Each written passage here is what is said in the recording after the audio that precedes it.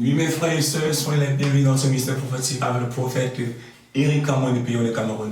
Mettons-nous en présence du roi des rois et adorons-le. Merci Père pour le nous de vie, merci Père de nous établir parmi les vivants ce matin. Merci pour tes grâces dans nos vies, merci Père pour tes bénédictions Père dans nos vies, Père éternel. Malgré le faiblesse, Père, tu n'abandonnes pas ta créature, Père, parce que tu sais que nous sommes faibles dans la chair, Père. Voilà pourquoi tu le magnifies, Père, parce que tu es fidèle à ta parole, Père. Et ta parole s'accomplit dans la vie de tes serviteurs, Père. Que l'honneur de la gloire te revienne pour les siècles et les siècles. Amen.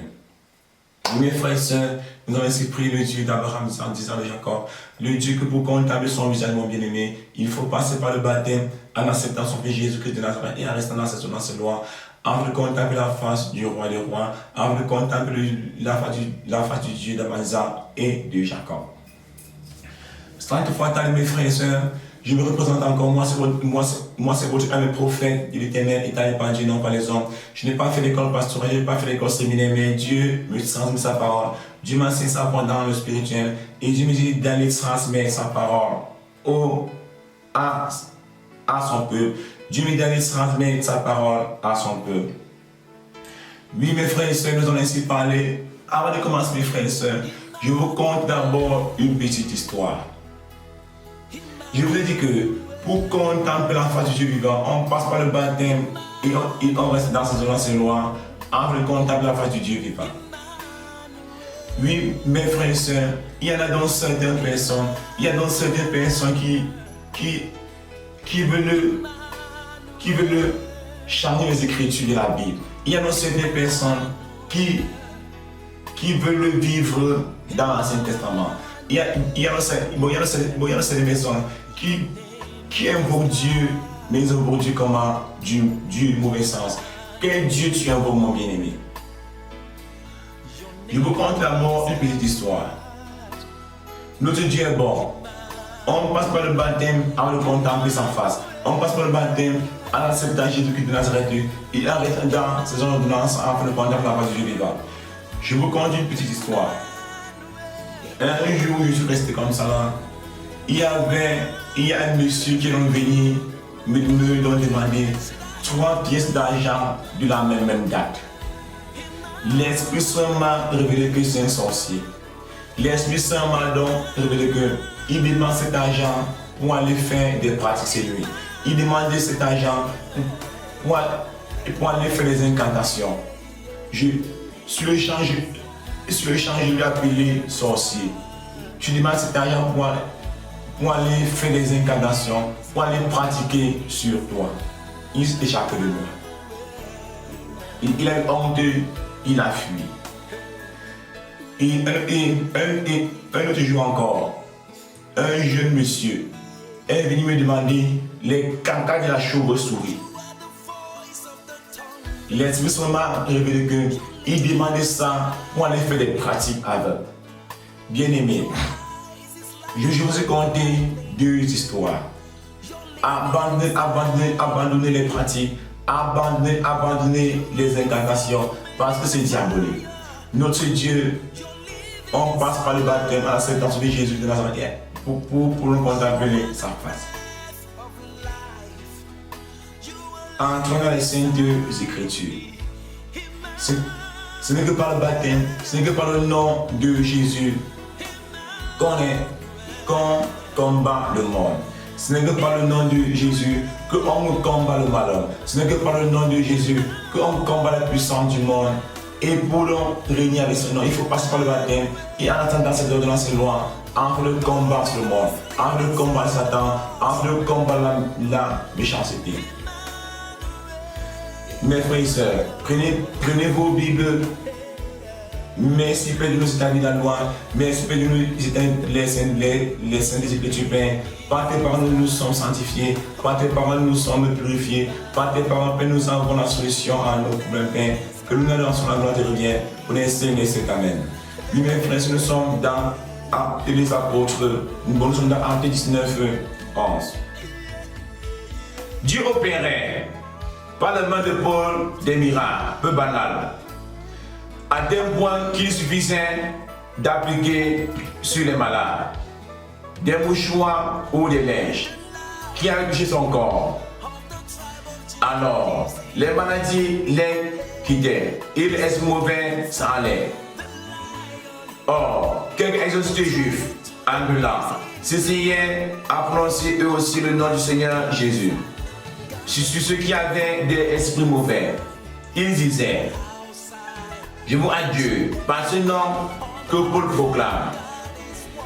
Il y avait 5 fils de Séba, un grand prêtre juif, qui haïssait de la sorte. Mais l'esprit mauvais leur répliqua: Jésus, je le connais, et Paul, je sais qui c'est. Mais vous, autres, qui êtes-vous? Et se jeta sur eux. L'homme possédé de l'esprit mauvais les maîtrisa, les uns et les autres, et les malmena, si bien que Seigneur est couvert de blessures qu'ils s'échappaient de cette maison.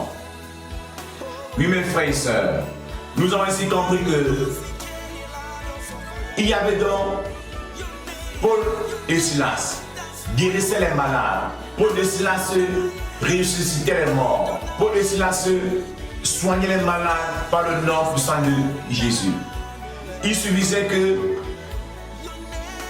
Paul et Silas prennent seulement les mouchoirs et mettent sur leur corps pour guérir les malades.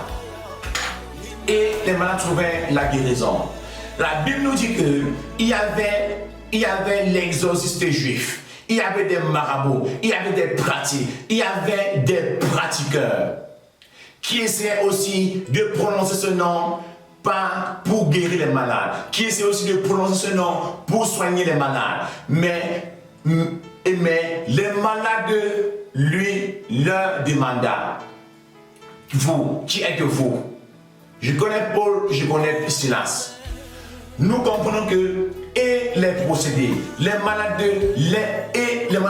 ont frappé les exorcistes juifs. Nous comprenons que, mes bien-aimés, on ne combat pas le malin avec les fétiches. On ne combat pas le malin avec des pratiques. On ne combat pas le malin avec des séquences. On ne combat pas le malin avec des incantations. On ne combat pas le malin avec des incantations. Nous comprenons que on combat le malin avec le nom puissant de Jésus. On combat le malin en se baptisant. À nos jours, mes bien-aimés, il y a des personnes qui ne peuvent pas prononcer le nom de Jésus. Il y a des personnes qui ne peuvent pas se défendre avec le nom de Jésus. Tout ça parce qu'ils ne sont pas baptisés. Et ils ne sont pas baptisés, ils ne sont pas baptisés. Ils n'ont pas fait la paix avec Jésus. Ils n'ont pas fait la paix avec le Seigneur Jésus de Nazareth. Il y a donc beaucoup de personnes qui ne peuvent pas prononcer ce nom. Moi, je combats avec le nom de Jésus. Je combats avec le nom de Jésus. Je prends autorité sur Satan.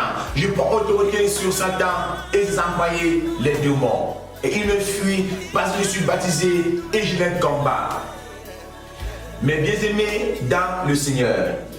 Et quand nous repartons dans le livre de Jean, Jean qui nous dit que, prenons Jean 3, 32, 6, qui nous dit ceci: qui croit au Fils à la vie éternelle, qui résiste au Fils ne verra pas la vie, mais la colère de Dieu demeure sur lui.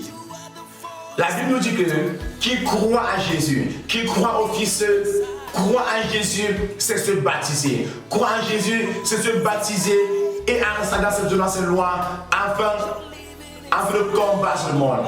C'est donc ça qu'on dit croire en Jésus. Il est sérieux, mes bien-aimés. Tous ceux qui disent qu'ils croient en Jésus et ne sont pas baptisés sont dans la perdition.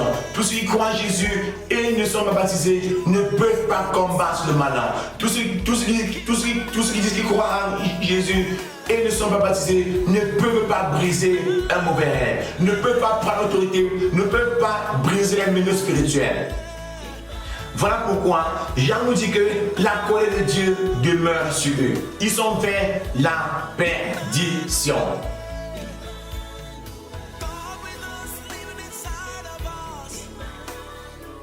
Ce n'est que avec le nom de Jésus qu'on combat le monde. On ne combat pas le monde, on ne combat pas Satan par des pratiques, on ne combat pas Satan par des écorces, on ne combat pas Satan par des incantations.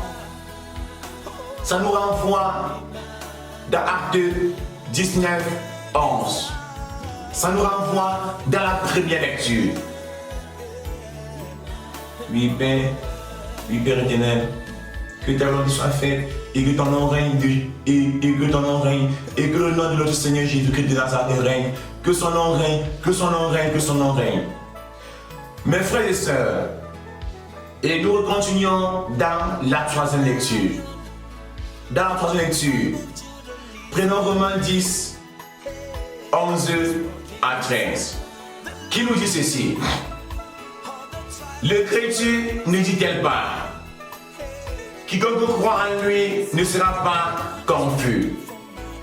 La Bible nous dit que quiconque croit en Jésus et entre dans l'eau du baptême et respecter ses lois ne sera pas confus.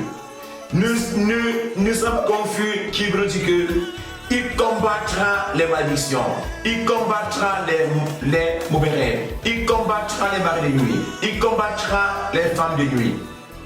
Il ne sera pas confus. Et quand nous continuons dans le verset 12, aussi bien, n'y a-t-il pas de distinction entre les juifs et grecs? Tous ont le même Seigneur, riche envers tous ceux qui l'invoquent. En effet, quiconque invoquera le nom du Seigneur sera sauvé. Quiconque invoquera le nom du Seigneur sera sauvé. Mais bien aimé dans le Seigneur, et on invoque le Seigneur, et on invoque le nom du Seigneur Jésus en faisant la paix avec lui.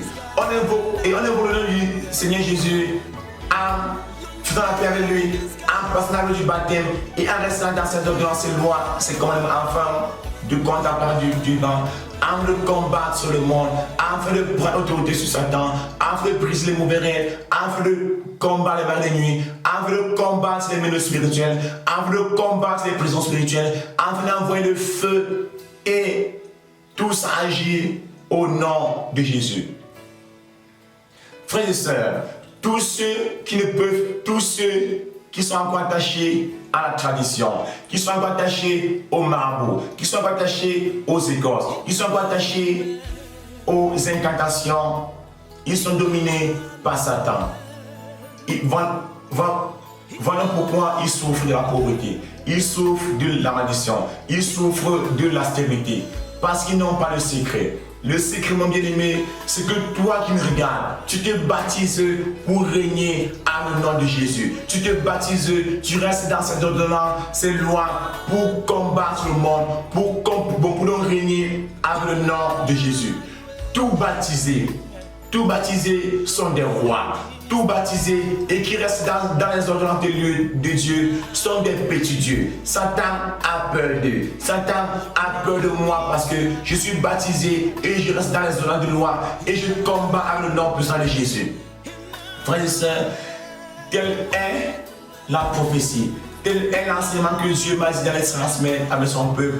Telle est la prophétie que Dieu m'a enseigné spirituellement d'aller partager à son peuple.